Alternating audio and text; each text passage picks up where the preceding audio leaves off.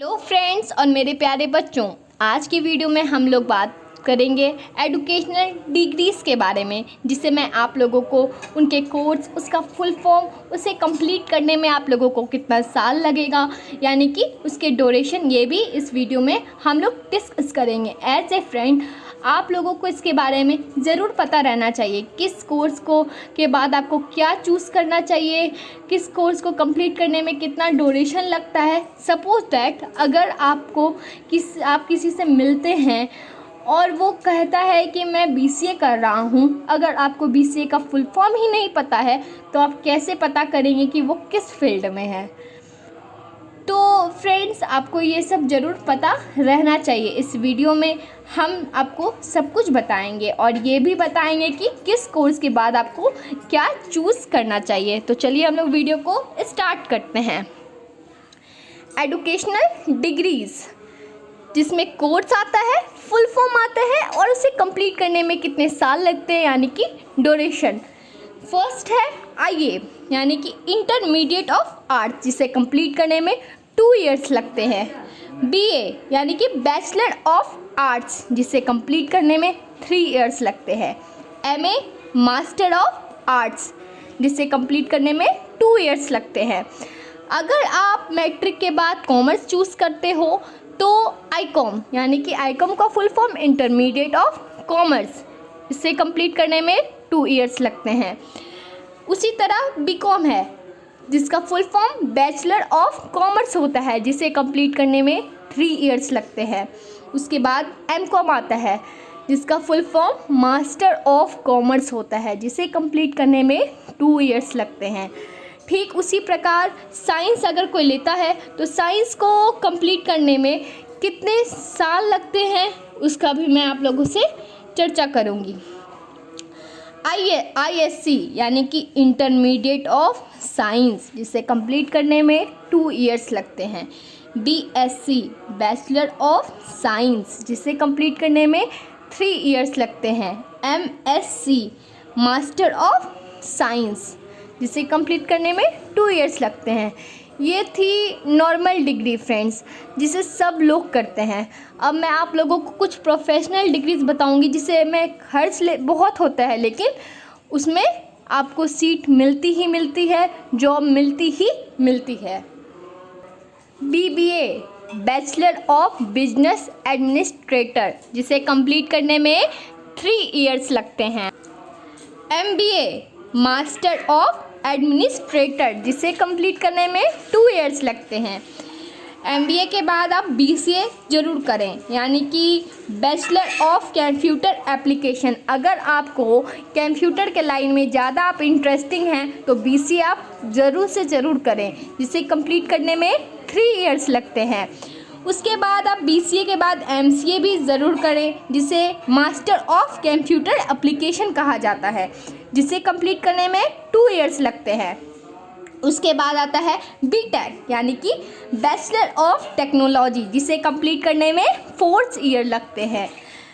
MTech, यानी कि master of technology, जिसे कंप्लीट करने में 2 इयर्स लगते हैं। इसके बाद आती है बीएड, यानी कि बैचलर ऑफ एजुकेशन, जिसे कंप्लीट करने में 2 इयर्स लगते हैं। फिर इसके बाद आती है एमईडी, यानी कि मास्टर ऑफ एजुकेशन, जिसे कंप्लीट करने में भी 2 इयर्स लगते हैं। फिर अगर आपको ना बीकॉम करने का शौक़ है, ना बीए करने का शौक़ है, ना कोई भी लाइन में अगर आपको इंटरेस्ट आप नहीं हो, तो आप बी फार्मा ज़रूर करें, जिसका होता है full form bachelor of pharmacy, जिसे कंप्लीट करने में 4 इयर्स लगते हैं। उसके बाद आप एम फार्मा भी ज़रूर करें, यानी कि मास्टर ऑफ फार्मेसी, जिसे कंप्लीट करने में 2 इयर्स लगते हैं। ये आपका एक मेडिकल लाइन है। अगर आपको सारी चीज़ से इंटरेस्ट उठ चुका है तो आप ये ज़रूर से ज़रूर करें। इसके बाद आता है बीएचएम, यानी कि बैचलर ऑफ होटल मैनेजमेंट। अगर आपको कुकिंग में ज़्यादा आप इंटरेस्टेड हो तो आप बीएचएम करें ज़रूर, यानी कि बैचलर ऑफ होटल मैनेजमेंट, जिसे कोर्स कंप्लीट करने में 3 इयर्स लगते हैं। फिर आता है उसके ठीक बाद एमएचएम, यानी कि मास्टर ऑफ होटल मैनेजमेंट, जिसे कंप्लीट करने में 2 इयर्स लगते हैं। उसके बाद आता है एलएलबी, यानी कि बैचलर ऑफ लॉ, जिसे कंप्लीट करने में 3 इयर्स लगते हैं। फिर LLM यानी कि मास्टर ऑफ लॉ, जिसे कंप्लीट करने में 2 इयर्स लगते हैं। फिर आता है PhD यानी कि डॉक्टर ऑफ फिलोसॉफी, यानी कि डॉक्टर ऑफ फिलोसफी, यानी कि डॉक्टर, आप फिलोसफी के डॉक्टर बन जाओगे, यानी कि आपके नेम के आगे DR लगने लगेगा। वो आपको सरकार ही पदवी दे देती है कि आप अपने नेम के आगे DR लगा सकते हो, जिसे कंप्लीट करने में 3 इयर्स लगते हैं। फिर इसके बाद आप MBBS कर सकते हैं, यानी कि bachelor of medical and bachelor of surgery, जिसे कंप्लीट करने में 5 इयर्स 6 मंथ लग जाते हैं। इसके बाद आता है UG यानी कि अंडर ग्रेजुएट। इसके अंदर आता है BBA, BCA, BCom।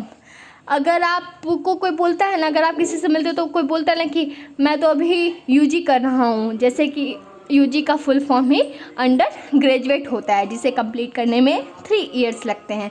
ठीक उसी तरह PG है, यानी कि पोस्ट ग्रेजुएट, जिसे कंप्लीट करने में 2 इयर्स लगते हैं।